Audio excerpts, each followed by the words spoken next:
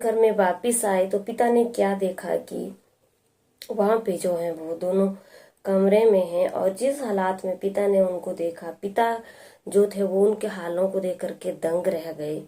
और उस वक्त सब लोग वहां पे इकट्ठे हो गए, और वो जो मंजर था वो बहुत ही ज्यादा खतरनाक था। जी हाँ दोस्तों, आदाब, राधे श्याम, नमस्कार। आप सब लोग कैसे हो? आई होप आप सब लोग दोस्तों बहुत ही अच्छे से होंगे, राजी खुशी से होंगे। मेरे चैनल का नाम है डेली न्यू क्राइम स्टोरी। नए अपराधों की कहानी जो है वो मैं आप लोगों को सुनाती हूँ।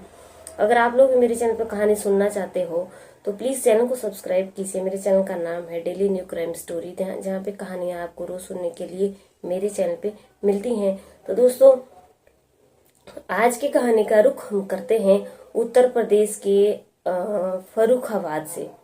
उत्तर प्रदेश के फर्रुखाबाद की जो है वो आज की कहानी है, जिसमें जो है वो जिसने सुनी हर कोई जो है वो इस कहानी से बहुत ज्यादा दंग रह गया, बहुत ज्यादा हैरान रह गया कि क्या कलयुग में ऐसा भी हो रहा है। कलयुग का प्रभाव दोस्तों हर किसी के ऊपर बहुत बुरी तरह से पड़ रहा है। खुद को इन अपराधों से, इन चीजों से हमें खुद को बहुत दूर रखना है। हो सकता है तो खुद को ऐसी चीजों से बहुत ज्यादा दूर रखिए, अच्छे विचार मन में लगाइए, लाइए और अच्छे कर्म कीजिए। तो चलिए आज की कहानी का रुख करते हैं उत्तर प्रदेश के फर्रुखाबाद से। उत्तर प्रदेश के फर्रुखाबाद में जहानगंज थाना क्षेत्र के रूनी चुरसाई गांव की ये कहानी है। मैं एक बार फिर से बता देती हूँ।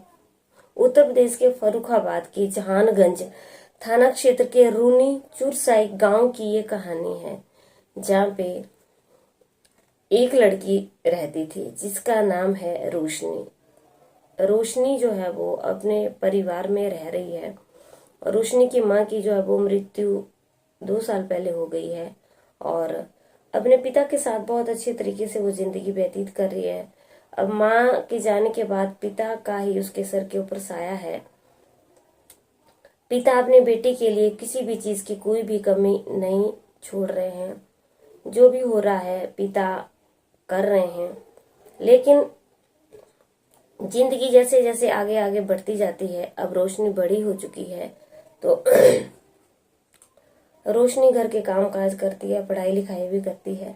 लेकिन रोशनी के जो मामा का घर जो है वो है, मैं भी आपको फिर से बता देती हूँ। रोशनी के मामा का घर मीरापुर क्षेत्र के अछरौदा गांव में है। मीरापुर क्षेत्र के अछरौदा गांव में उसके मामा का घर है, और मामा का जो लड़का है अखिलेश, वो रोशनी के घर आता जाता है। दोनों का आपस में खूब हंसी मजाक, प्रेम पूर्वक बात करना, प्यार करना, और ये बात जो है वो कब किस प्यार में बदल जाती है, और उन दोनों का जो है वो आपस में प्रेम प्रसंग चलने लग जाता है। अखिलेश, क्योंकि वो उसके सगे मामा का लड़का है, अब वो उसके घर आता है तो किसी को इस चीज का कोई शक भी नहीं होता है कि वो उसके घर आ रहा है और उनका आपस में कोई प्रेम प्रसंग होगा, क्योंकि मामा का लड़का है, मामा का लड़का घर में आ सकता है, तो भी रिश्तेदारी है आपस में। अब इन दोनों का प्रेम प्रसंग चल जाता है, घर वालों को भी ये सूचना चल जाती है, पता चल जाती है। घर वाले काफी विरोध करते हैं इसका, दुनिया को भी पता चल जाता है, लेकिन ये दोनों जो है वो आपस में मिलना जुलना बंद नहीं करते हैं, बात करना बंद नहीं करते हैं। रोशनी को काफी समझाया जाता है, लेकिन वो बात करना बंद नहीं करती है। और ये जो लड़का है जिसका नाम अखिलेश है, अहमदाबाद में ये नौकरी करता है एक प्राइवेट कंपनी में।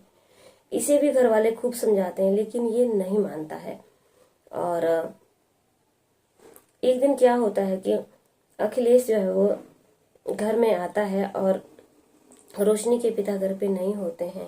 दोनों की आपस में बातचीत होती है, तो दोनों जो है वो शादी करना चाहते थे, लेकिन रिश्तेदारी की होने की वजह से दोनों शादी नहीं कर सकते थे। दोनों आपस में जो है वो रिश्तेदार लगते हैं, भाई बहन लगते हैं। मामा का लड़का बुआ की लड़की है, तो आपस में भाई बहन हो गए। तो अब ये दोनों शादी भी नहीं कर सकते, घर वाले मना कर रहे थे। अब इन दोनों ने एक प्लानिंग बनाई कि इन दोनों को जिंदगी में जीना ही नहीं है, और अगर जिएंगे तो साथ जिएंगे, अगर मरेंगे तो साथ मरेंगे। अब रोशनी जो है वो क्या करती है, दोनों ये जो है वो अखिलेश जो है वो अपनी जिंदगी की लीला को वहीं पे खत्म कर देता है। फांसी के फंदे पे जो है वो लटक जाता है। पंखे के ऊपर जो फांसी लगा लेता है, वहीं वो कोई जहरीला पदार्थ खा के रोशनी जो है वो अपनी जिंदगी को वहीं पे खत्म कर देती है। जब रोशनी के पिता बाजार से आते हैं तो देखते हैं कि बेटी फर्श पे पड़ी हुई है और वो पंखे पे लटक रहा है।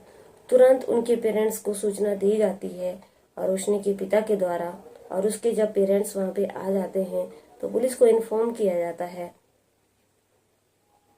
पुलिस दोस्तों आती है, लेकिन पुलिस दोनों की बॉडी को ले जाती है पोस्टमार्टम के लिए। और ये आपस में प्रेम प्रसंग का मामला था, किसी ने किसी का कोई कत्ल नहीं किया, किसी ने किसी को नहीं मारा।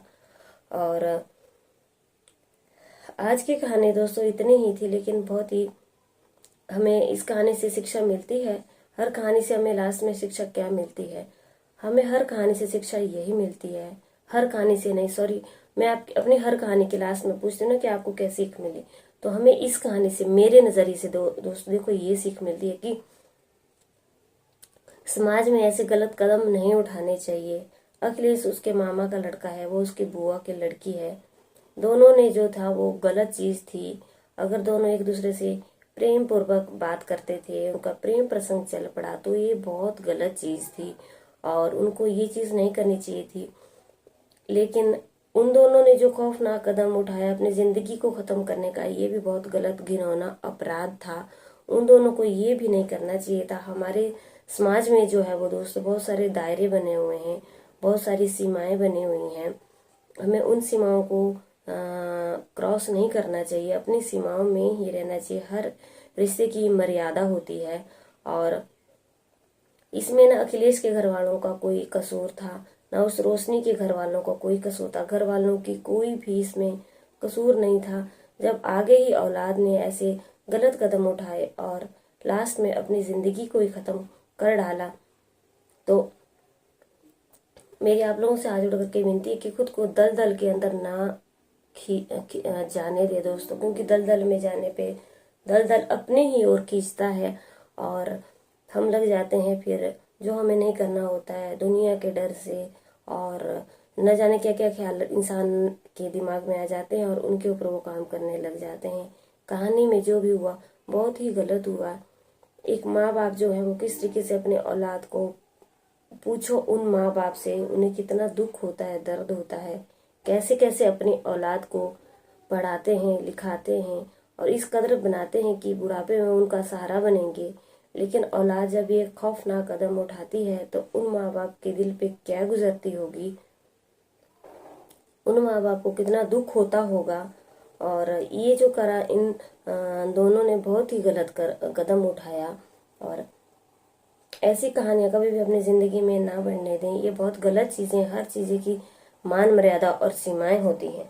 उम्मीद करती हूँ आप लोगों को दोस्तों मेरी कहानी पसंद आई है। अगर कहानी पसंद आई दोस्तों जरूर चैनल को सब्सक्राइब कीजिए। आपका सब्सक्रिप्शन हमें मोटिवेशन का काम करवाता है और आपके लिए हम नई नई कहानियां लेकर के रोज आते हैं। चलिए कल की कहानी में आप लोगों से दोस्तों फिर से मुलाकात होती है। बने रहिए मेरे चैनल पे। जय हिंद, जय भारत।